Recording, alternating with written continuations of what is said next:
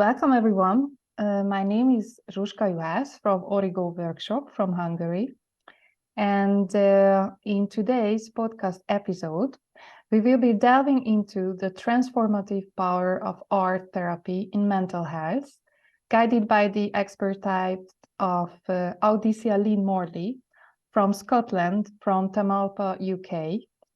And we will explore her personal journey, insights, and valuable advice for our listeners. Audicia, welcome into this podcast. And first of all, I would like to ask you to tell some words about you before we dive into our questions. Thank you, Zsuzsa, and welcome everybody. So a little bit about me and my background. I come from a creative and an artistic family, and also a family of dyslexics. And I'm mentioning that because it's of relevance to our topic today of mental health and the arts. So I started dancing at a late age of 18. Both my parents were dancers, as were their parents. I always wanted to dance, but I was a very clumsy child. So I found my way to it, being very inspired by a group of contemporary dancers in the 70s called London Contemporary Dance Theatre. And I realized it was my passion, and I began dancing. But prior to that, I had been educated in secondary school, normal UK education, and found that journey very difficult because of my dyslexia. And it was actually my dyslexic journey that has, I think, informed where I am today. So after dancing, I then, simultaneously to a professional performance career, I was naturally very interested in well-being and health. And I studied Oriental medicine, Chinese medicine, shiatsu, and I went on to study other forms of body work. And in that journey, I then met and worked with Anna Halprin, who was the founder and pioneer with her daughter Daria Halprin of the Tamarpa Life Art process, which is a movement-based expressive arts process that explores the deeper mythology that is held within our soma as a way of activating transformative and creative approaches to life. And that's the work that I continue to do. I continue to work with the creative arts as a healing form, but also as a form of oracle of how do we want to envision our lives moving forwards, and how can we enable that through the blueprint of the creative process. And this is how I've met Zsuzsa and the various different projects that I've been involved with. Yeah. Wow, thank you very much for your introduction. It really shows your very broad experience and expertise in this healing field, or how we call it on the field of mental health. And you are not only a trainer, facilitator, but you are also an artist. So it makes even more fascinating the combination of the two, and to really represent art expression as it is from both perspectives. And I'm just wondering that something led your curiosity on these two fields, let's say art and the mental health, the world of the mental health. What was your main discovery for yourself? Why is it so important for you personally to speak this language? Let's say it's a language. Why was it so important to you? Interesting metaphor when you say speak this language, because I think that actually was my way in that I couldn't speak the language. Being dyslexic, I couldn't read, I couldn't write as a young child. And as a young child in the educational system that I was in, there was punishment for that. And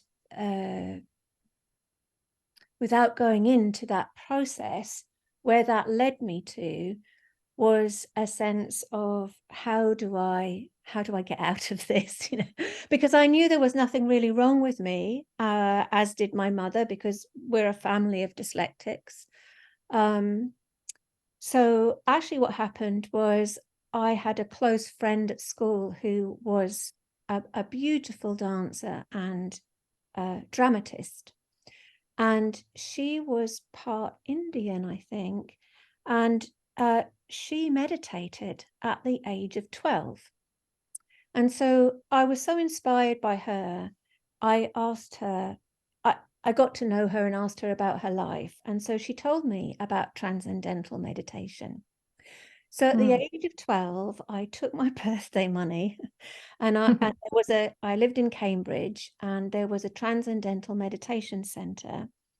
And I went along because there's a lot of scientific research into how calming the mind and meditative states actually improve the mind, the focus, concentration.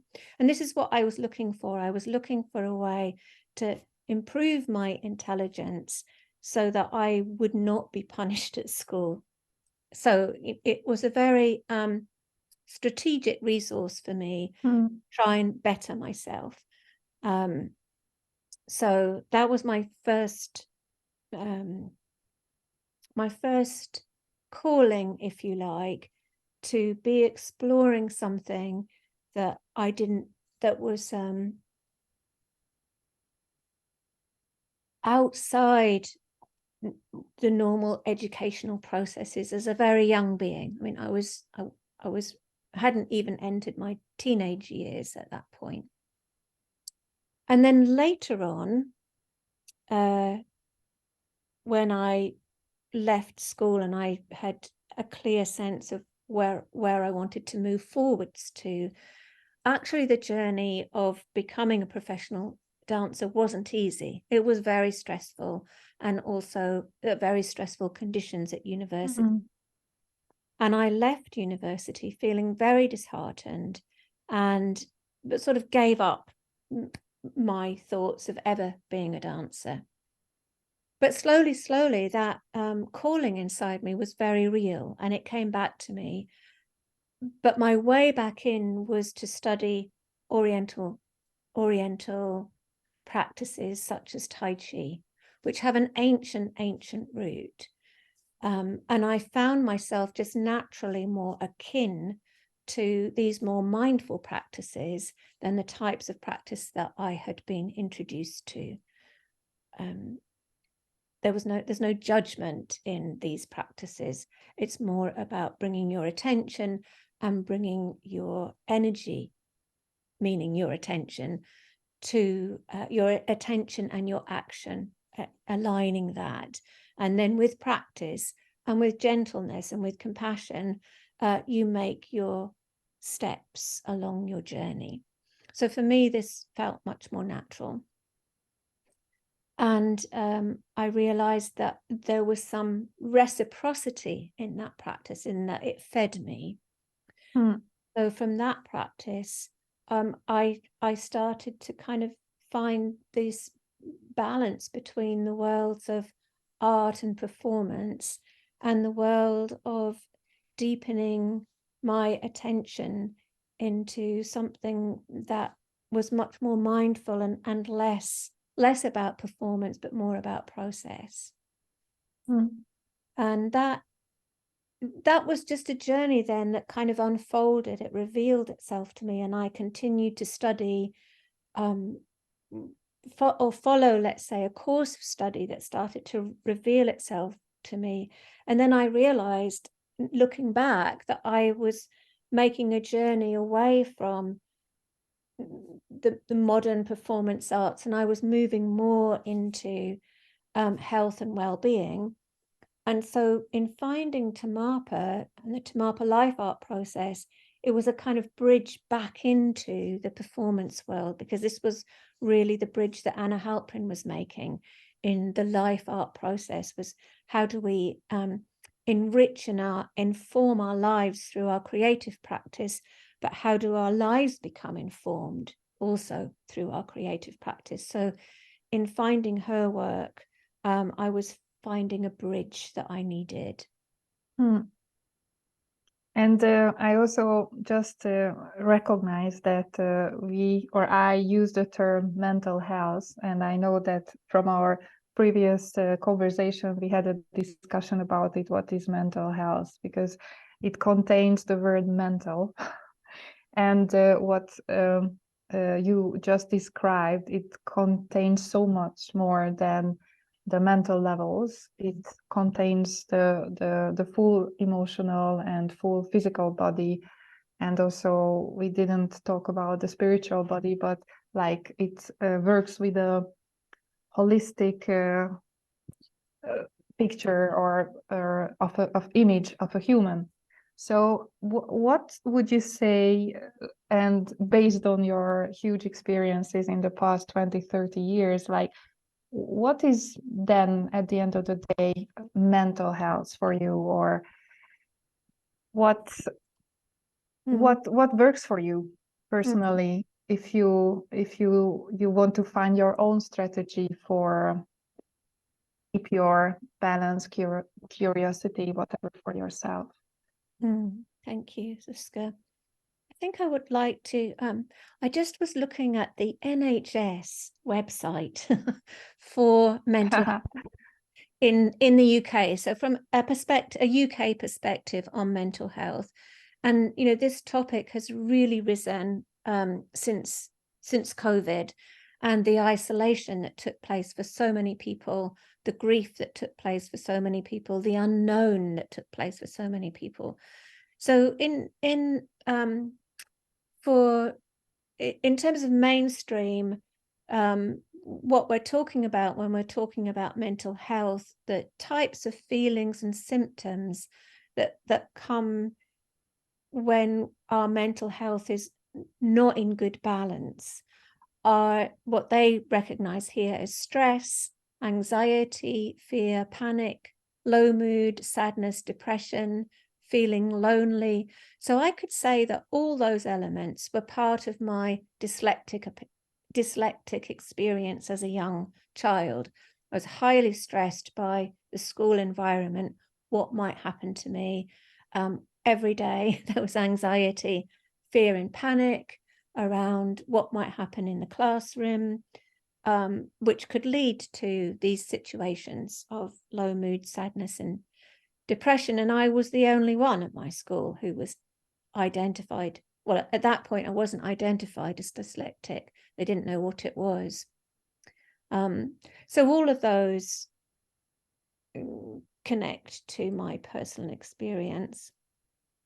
And then others we've got here: grief after bereavement or loss, anger, the loneliness in old people, signs of anxiety disorder, hallucinations and hearing voices.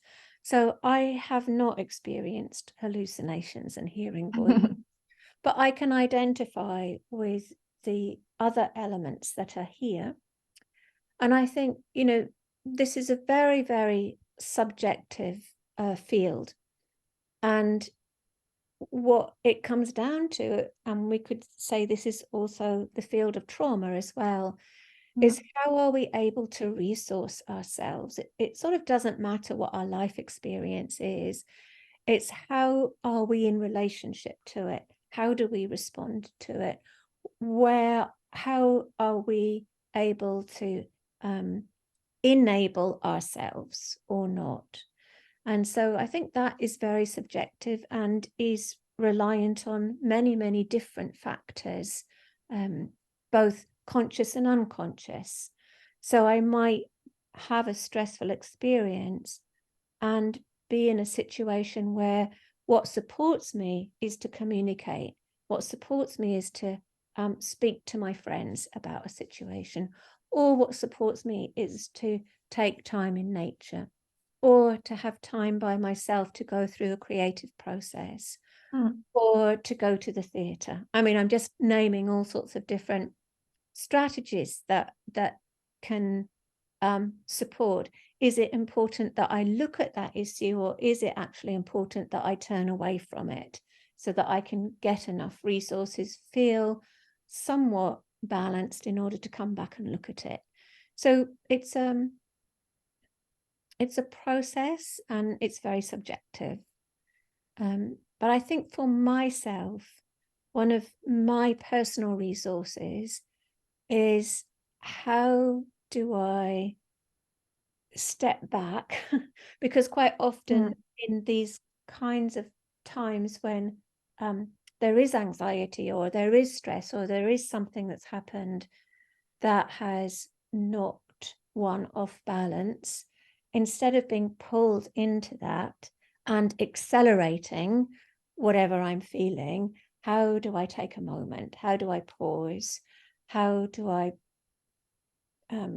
step back and let myself have a sense of perspective?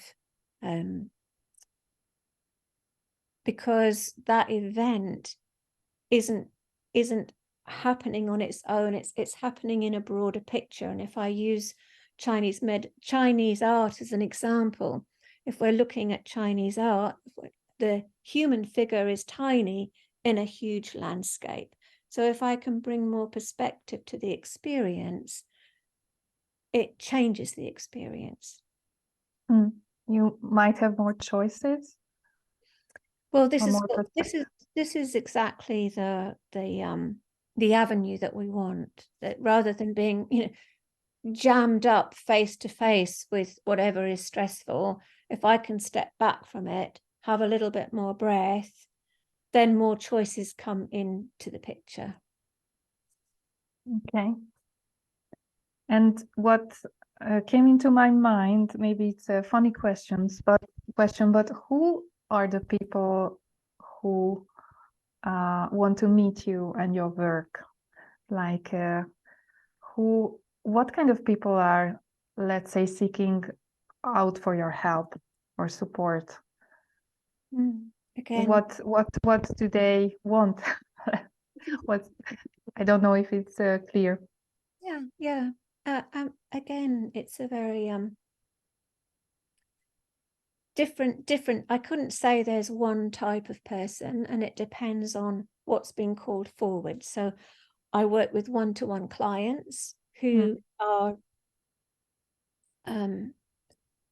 needing support and choosing the type of work that I offer as their resource, as their support.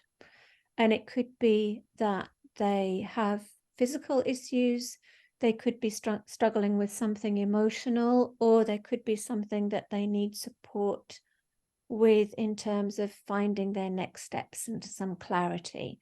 So all sorts of clients come of all sorts of ages, and some are referred to me through medical practitioners, some through clients of mine, others who are interested in the work that I do. And because I've been in the field for some time, whilst I have various different skills that I've studied in, what I say I offer is that we have a conversation, and I listen to what is really calling you as a client to work with me, and then we see where we go. So I don't necessarily say, oh, I'm going to see you for this or for that.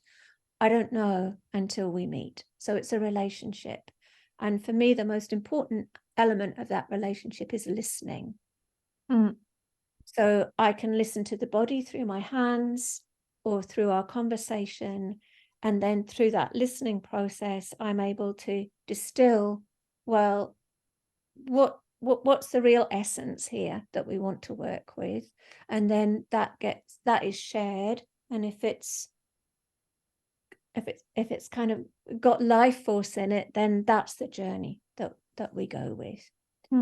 In terms of students who come to the training program, those students could come because they're wishing to make some major choices or major changes in their lives, and they wish to do that through the creative process, they may already have an understanding that creativity can support them, or they may just feel interested in exploring what this work is without having much of a sense of it. But I'm sure from your own experience of especially the Tamapa Life Art process, there's so much more that we can discover by entering our soma, by entering our bodies, and by allowing a guided creative process to happen that allows us to really connect to the deeper wisdom of our whole selves than if I'm coming from a purely mental perspective. So the purpose of the multimodal practice within the Tamapa Life artwork is to really explore through different art mediums to find a richer dynamic that lives inside the body. Thank you for the full explanation.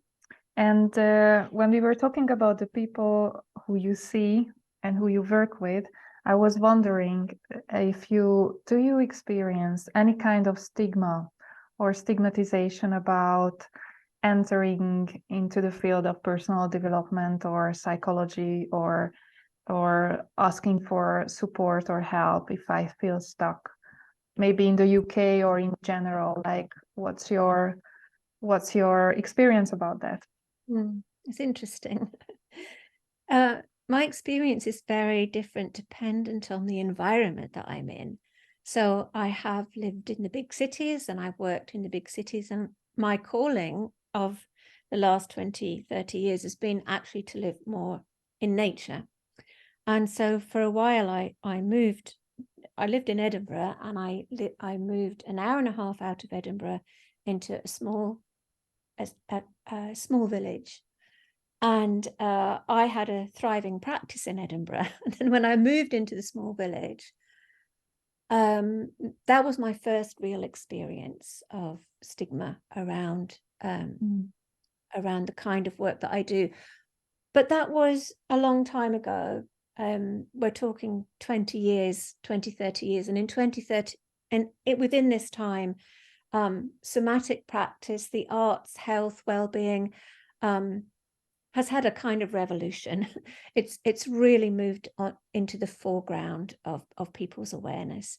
So I'm imagining it's not the same now as it was then, but definitely there's a difference between and not everywhere, but between the rural areas and city life, where there's often much more diversity in the city. But I wouldn't say that across the board, because I know many small communities that really embrace and welcome different ways of thinking. But you could, sorry. No, just go on. Well, I think it's interesting.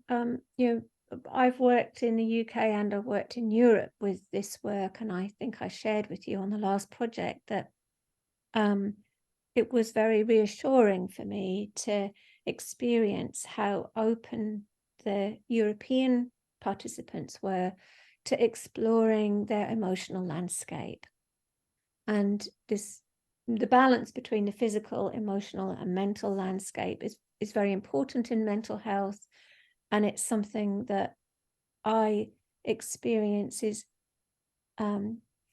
somehow a bit less available in terms of general exploration in the UK than my experience in Europe.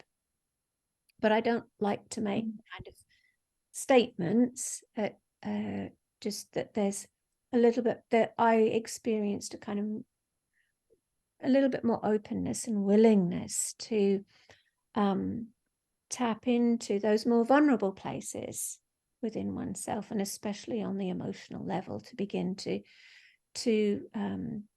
share and become intimate on an emotional level and feel safe with that. But it's good to hear that there are people out who are more open and more curious to discover this unknown field or unknown land, and they trust you or trust the process to go and explore. And my final question would be is, let's imagine that there are people who are listening us and maybe they are hesitant about how to start this journey, or they have some experiences but not meaningful ones, but they want to explore themselves more. What encouragement would you tell them to go for this journey, or what would you recommend to them if they are hesitant and they don't know what to do, or they are fearful maybe? What would you suggest to them? Well, we're in an interesting age where there is a lot more available that one can tap into distally. So if I'm not quite sure about something, but I feel a sense that this might be a path for me to go down, then there's always Google. Like if I want to, for example, there's lots of media about somatic practice, about the Tamapa life artwork, and I might start by listening to a podcast, or watching a film, or reading a book. So the Halprins, Daria Halprin, Anna Halprin, they've written many books on the practice. And so I can kind of have a roundabout way of informing myself about other practices, other practitioners, other ways that are successful in this field of somatic awareness or creative awareness and mental health. So there's a lot out there that you can tap into. The other place, I would say, so that's one avenue. The other avenue is to kind of reassure yourself, to really trust your own inner voice. If there's something that's coming up for you that feels important, even if you don't know where to go, even if you don't know the next step, be grateful for that and trust it. And we talk about developing a compassionate heart and being able to really listen to ourselves and notice when we override ourselves, when we say, oh no, that's not possible. But actually the yearning is there. The candle is lit already inside. So trusting that inner voice, and that when we start to trust our own inner voice, there is reciprocity. Somehow you will find something that will come to you that is another light on the path. And be curious, open-minded, trusting and loving of oneself. So that's another area. And then the third is just take moments for yourself, and even with a hand on your heart and taking as I'm doing right now, placing my hand on my chest and one on my belly, just taking a deep breath, and then a deep exhale, and just letting things go. A place of kind of no thing. So we're wanting to move away from stress, even if it's a stress of moving towards something I want. It's also important to let things go and take a moment to be in appreciation.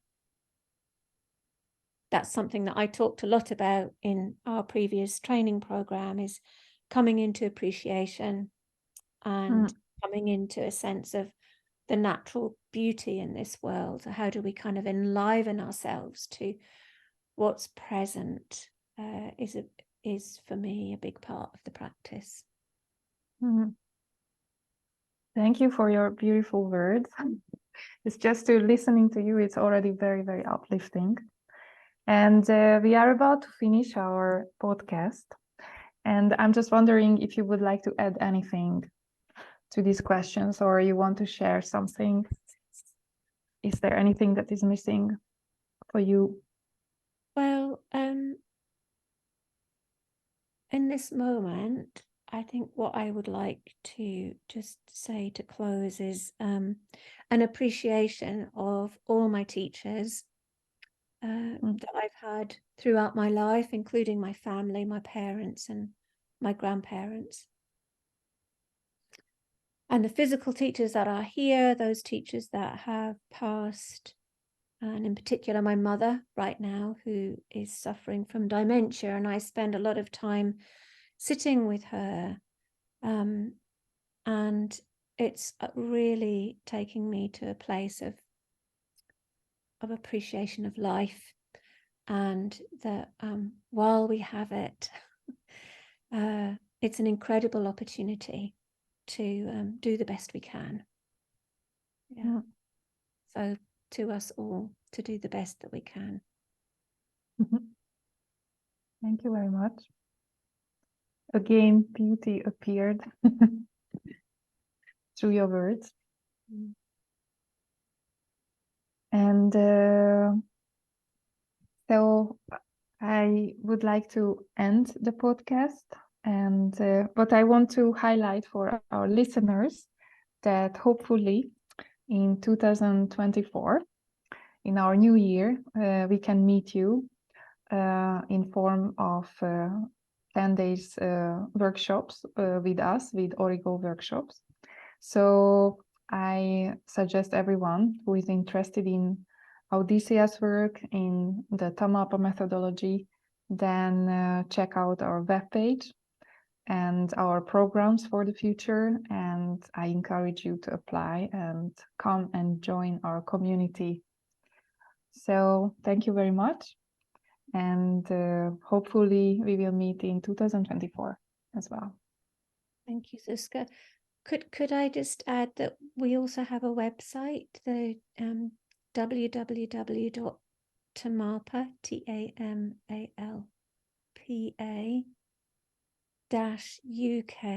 tamalpa-uk.org, which has all sorts of events published as well as online events. Yeah, thank you. Thank you.